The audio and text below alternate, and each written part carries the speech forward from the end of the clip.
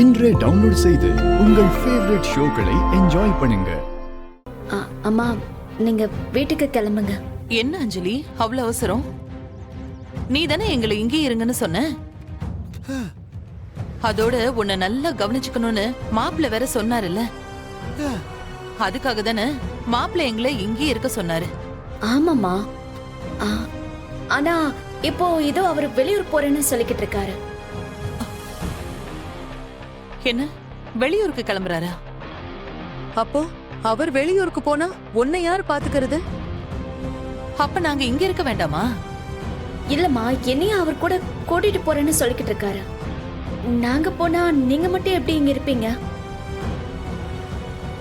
அதனாலதான் சொல்றேன், நீங்க உள்ள போய் எல்லாத்தையும் பேக் பண்ணுங்க, கிளம்பலாம். மாப்பிள்ள வந்துட்டோமே அஞ்சலி, வந்ததும் அவர்கிட்ட ஒரு வார்த்தை சொல்லிட்டு போறோமே, இல்லனா ஏதாவது தப்பா நினைச்சுக்க போறாரு. ஐயோ இல்லம்மா, அவர்கிட்ட நான் சொல்லிக்கிறேன். ஏன் அஞ்சலி, ரொம்ப தூரம் நீங்க டிராவல் பண்ணி போறீங்களா? இப்படி கன்சீவா இருக்கும்போது இந்த மாதிரி எல்லாம் டிராவல் பண்றது? இல்லம்மா, பக்கத்துலதான் ஏதோ கம்பெனில ஒரு ஃபங்க்ஷனா, கண்டிப்பா போகணும்னு சொல்லிருக்காரு. அதனாலதான் கண்டிப்பா போனோம்மா. எனக்கு ஒன்னும் பிரச்சனை இல்லம்மா. இருண்ணா, நான் வண்டிக்கு ஏற்பாடு பண்றேன். நீங்க எல்லாத்தையும் பேக் பண்ணி வைங்க. மாப்பிள்ள, நாங்க கிளம்புறோம். சரிங்க. அஞ்சலி வந்து சொன்னா நீங்க ஏதோ கம்பெனி விஷயமா வெளியூருக்கு போறீங்களாமே? ஆமாத்த, திடீர்னு முடிவு பண்ணிட்டாங்க. அதனால என்ன மாப்பிள்ள, நாங்க கிளம்புறோம். நானே டிராப் பண்றேன். அஞ்சலி, நீயும் போய் உன் ட்ரெஸ் எல்லாம் பேக் பண்ணி எடுத்துட்டு வாமா. போ. அத்த, நானும் அஞ்சலியும் தான் சேர்ந்து போறோம். அவ உங்ககிட்ட சொல்லிருப்பாளே. சொன்னாதான். இருந்தாலும் அஞ்சலி இந்த நேரத்துல தனியா விட்டுட்டு போறதுக்கு எனக்கு ஒரு மாதிரியா இருக்கு. அதுவும் இல்லாம இந்த நேரத்துல அவ டிராவல் பண்ண கூடாது. முருகனும் ரேவதியும் கூட இதையே தான் சொன்னாங்க.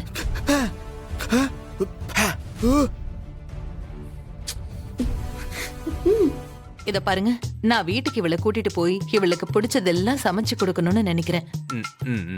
அப்பதானே அவ உடம்பு நல்ல ஆரோக்கியமா இருக்கும். கொஞ்ச நாள் இருந்துட்டு அனுப்பி வைக்கிறேன். உங்க கூட இப்படி நீங்க போற இடத்துக்கெல்லாம் இவ்வளவு அலைஞ்சிட்டு இருந்தானா உடம்பு கெட்டு போயிடுமாப்ல. குழந்தை ரொம்ப முக்கியம் இல்லையா? ஆமாமா, குழந்தை முக்கியம் தான். ஆனா அஞ்சலி இல்லாம நான் எப்படி?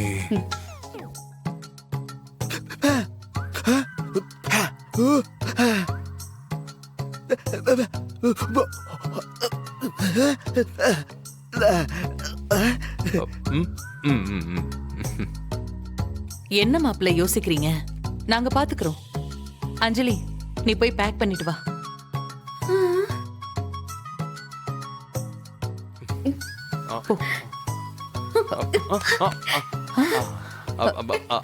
அஞ்சலி, அஞ்சலி என்ன பண்ற?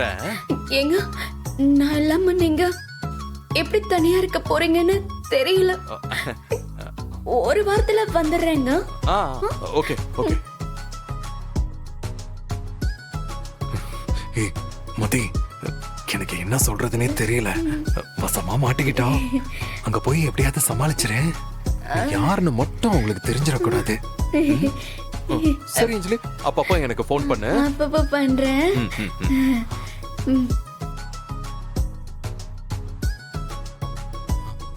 சரிங்க, நான் பாத்துக்கிறேன். நான் எங்க போனாலும் உங்க நினைப்பாதான் இருப்பேன்.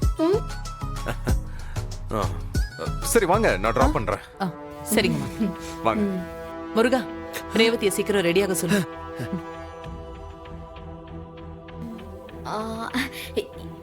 இருங்க, நான் போய் என் பேக் பேக் பண்ணிட்டு வரேன். போமா. சரி.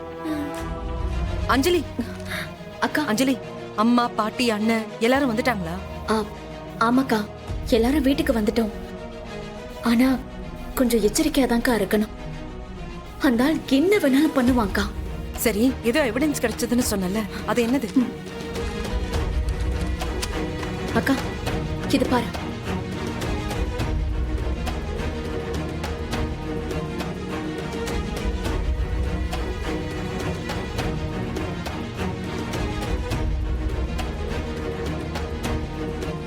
முருகண்ணா அம்மாவோட போட்டோ.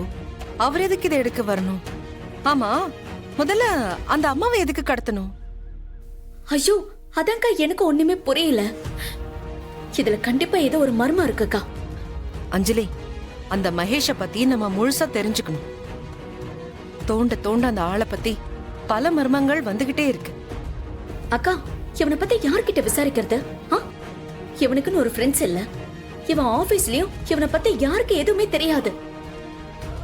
இவன் ஒரு மிஸ்டரி மேன்கா. ஒருத்தருக்கு தெரியும் அஞ்சலி. யாருக்கா? அவன் வளர்ந்த சர்ச் ஃபாதருக்கு. அவர்கிட்ட விசாரிப்போம். சொல்லுங்க ஃபாதர், எப்படி இருக்கீங்க? நல்லா இருக்கீங்களா? என்ன தெரியலையா? நான் தான் ஃபாதர், துளசி. இவ என் தங்கச்சி அஞ்சலி. நீயா? அப்போ மகேஷ் வந்துட்டு போனது?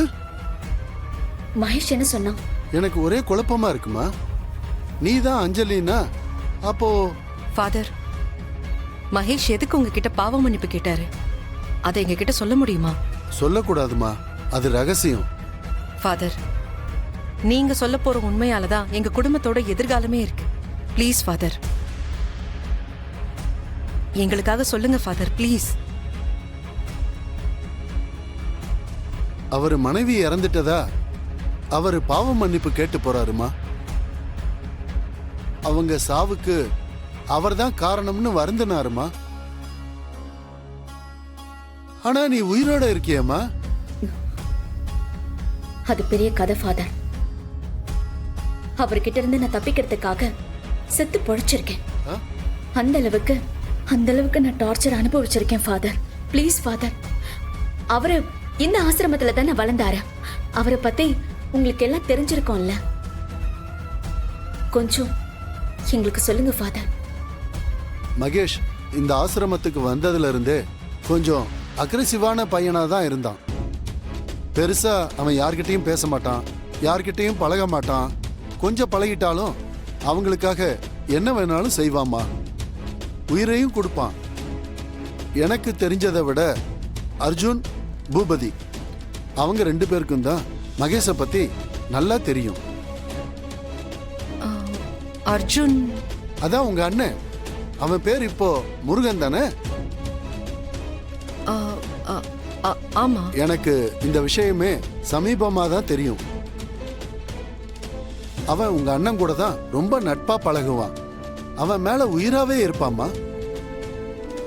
அப்ப பூபதி? பூபதியும் அவன் ஃப்ரெண்டு தான். அவங்க கூடவே இருப்பான்.